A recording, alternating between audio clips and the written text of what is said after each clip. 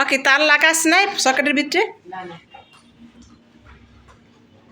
তো এই যে তার এইখানে সকেটের ভিতরে লাগাই, তারপর শেষে এই যে ছাদে কারেন্ট নিব। আর দেখেন ঘরের লাইট নিয়ে গেছে খুলে, এখন কি অন্ধকার লাগছে, পুরো রুমে কিন্তু অন্ধকার লাগতেছে এখন। এই যে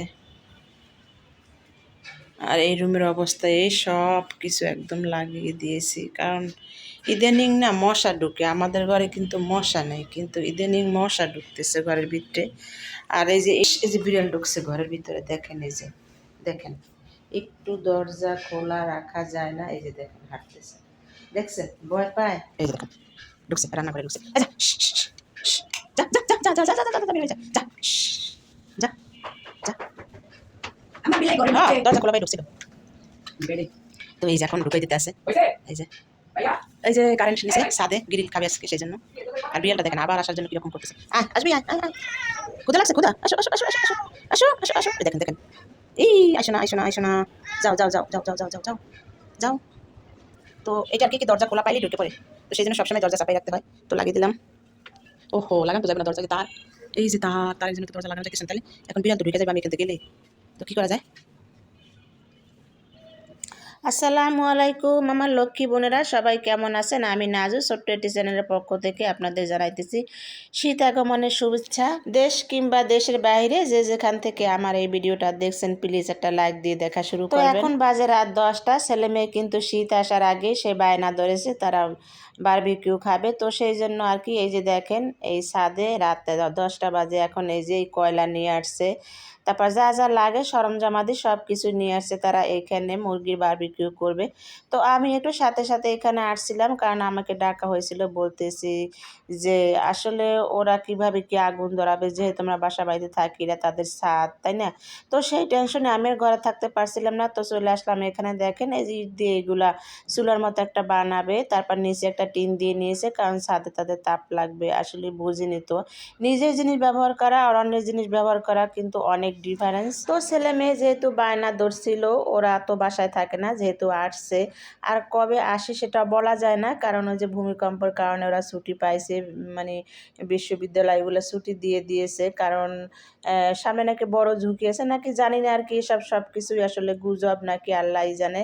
যাই হোক ছেলে মেয়ে ছুটি নিয়েছে সেই জন্য আসছে, আবার কবে আসে তার কোনো ঠিক নেই। তো সেই জন্য আর কি বললো যে আমরা বারবিকিউ করবো ছাদে, তো আমি আর না করতে পারলাম না যে ওরা আবার কবে আসবে। তো আমি বাড়িওয়ালার কাছ থেকে আগেই পারমিশন নিয়েছি যে আমরা রাতের বেলা এখানে বারবিকিউ করব, একটু ছেলে মেয়ে কথাবার্তা বলবে, হয়তো একটু শব্দ হতে পারে। তো তারা বলছে কোনো সমস্যা নাই, আপনি করেন। আসলে আমাদের বাড়িওয়ালাটা খুবই ভালো, আর কি বলবো, তাদের মনে কোনো হিংসা দামাক অহংকার এগুলো আসলে কিছুই নেই, তারা এগুলা কোনো কিছুই মনে করে না, ভাড়াটিয়া যা ইচ্ছে তাই করে। তাদের মানে তারা থাকে সবাই নিজের বাড়ির মতো, একটা স্বাধীনতা দিয়ে থাকে তাদেরকে। আসলে দুনিয়াতে এইটাই নিয়ম। আমাদের সমাজে এখনও অনেক লোক আছে যারা মানুষকে কষ্ট দিয়ে কথা বলে, তারপর হিংসা দেমাক অহংকারের কোনো অভাব নাই। আমাদের সমাজে এখনও লোক আছে যে মানুষের কষ্ট দিয়ে কথা না বললে তাদের পেটের ভাত হজমই হয় না। আসলে আমাদের এখানে এরকম না, সবাই একদম মিলমিশ, কারো কোনো কাজে কেউ বাধা দেয় না, যার যার মতো করে স্বাধীনতাভাবেই থাকে। আসলে এভাবেই কিন্তু ভাড়া থাকলে কিন্তু আসলে মনে অনেকটা কষ্ট পাওয়া যায় না, যেহেতু আমরা যা যাবার মতো আজ এখানে কাল সেখানে ভাড়া থাকি, তো সেখানে যদি একটু বাড়িওয়ালার কথা বা একটু অন্যরকম হয় তাহলে কিন্তু অনেক খারাপ লাগে। আসলে এটা দেখবেন আপনারা যারা ভাড়া থাকেন হয়তো বা তারা বুঝেন। আসলে আল্লাহর রহমতে এখান থেকে খুবই ভালো আছি। তো দেখেন এই যে কয়লাগুলা আসলে ওদের সাথে সাথে আমি ধরিয়ে দিচ্ছিলাম, কারণ বলা যায় না, আবার ফ্যান নিয়ে আসছে, আগুন কোথা থেকে কোথাও উড়ে যায়। আসলে আমার খুবই টেনশন হচ্ছিল। আর এখানে এই যে মুরগিগুলা কিন্তু মশলা মাখিয়ে রাখা হয়েছিল, সেই সকালবেলায় আমি ডিপ করে রাখছিলাম, তো ওরা এখন নিয়ে আসছে। এই যে দেখেন এখন একে একে এগুলা দিবে। আসলে এগুলা কি একটু রেস্টুরেন্টে যে খায় তার চেয়ে অনেক ভালো, নিজের হাতে করা জিনিস। তারপর সস বানাবে, ওরা বলছে 2-3 পদের সস তৈরি করবে, তারপর সে সেগুলা খাবে। তো হয়তো বা একটু রাত হবে, তো রাত হলে কিন্তু মজা। আসলে এখানে যে যার মতো করতেছিল, হাসাহাসি করতেছিল।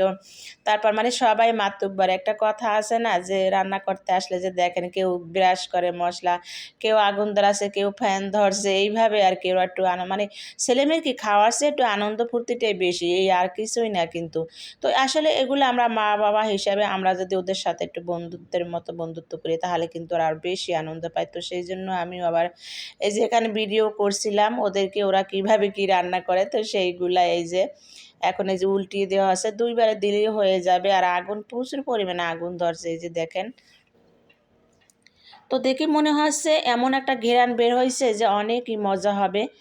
আসলে এই প্রথমই কিন্তু এখানে নিজেরা আসলে ঘরে বানাইতেছি। এর আগে ছেলেমেয়ে হয়তো বন্ধু বান্ধব নিয়ে তাদের বাসায় বানিয়েছে, কিন্তু আমি কখনো বানাই নাই, কারণ আমার আগের বাসার ছাদে এরকমের পারমিশন ছিল না। এইখানে আসার পরে আল্লাহর রহমতে আলহামদুলিল্লাহ তারা অনেক ভালো আছে। তো বোনেরা অফ ক্যামেরায় কিন্তু অনেক কিছু করে নিয়েছে, কারণ রাত এখন 12টার উপরে বাজছে। আর এখানে ওরা 2-3 পদের সস বানিয়েছিল, পুদিনা পাতা, তারপর অনেক কিছু দিয়ে কিন্তু সস তৈরি করছে, সেগুলো আপনাদের সাথে শেয়ার করতে পারি না, তাহলে আমার ভিডিওটা অনেক বড় হয়ে যাবে। যেহেতু রাত হয়েছে, সবার ক্ষুধা লাগছে, সবাই টেবিলে বসে পড়ছে একদম রেডি করার আগে। আর এখানে কোক আনা হয়েছে, সালাদ কাটা হয়েছে শসা দিয়ে।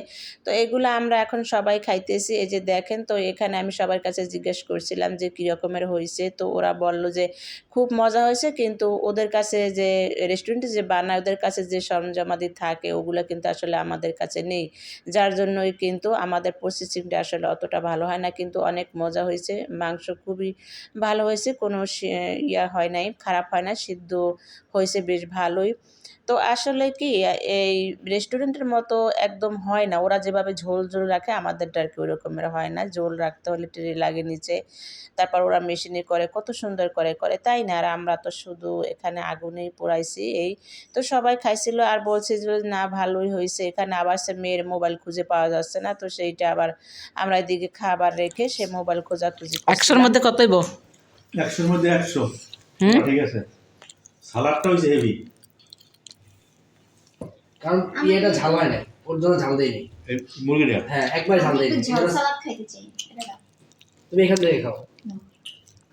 যদি মুরগিটা ঝাল হতো আর ঝোল থাকতো তাহলে আরো টেস্ট হতো। হ্যাঁ ঝোল থাকতো কিভাবে? না না না না, সরষের তেলের জন্য না, জোল রাখার হলে নিচে টেরে লাগে, নাহলে হয় জোল রাখে কেমনে, সব মশলা নিচে পড়ে না জামিল। আর সরষের তেলটা হলে ফ্লেভারটা আরো ভালো হতো। লাউ সস দাও। লাল সস না রুটি? লাল সস। লাল সসটা আমার এটা একটু ঢেলে দিও তো ভাইয়া। দেখ রুটি দিবি পুষে নেন, নাহলে আবার একটু ঝাল লাগবে। রুটি দাও পুষে নেন।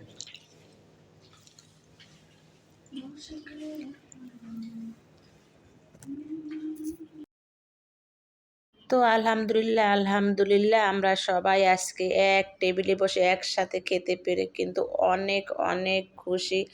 কারণ সবাই ব্যস্ত থাকি, যে যার মতো করে ব্যস্ত থাকা হয়, ছেলে মেয়ে দূরে থাকে, তো একসাথে এরকমের একসাথে বসে আর কখনো খাওয়া হয় না। তো আজকে কিন্তু খুবই ভালো লাগছে সবার কাছে। আর আপনাদের কাছে কেমন লাগছে অবশ্যই সুন্দর একটা কমেন্টের মাধ্যমে জানাবেন প্লিজ। আর আমার এই পরিবারটার জন্য দোয়া করবেন যাতে আমরা সারা জীবন এভাবে একসাথে কাটিয়ে যেতে পারি।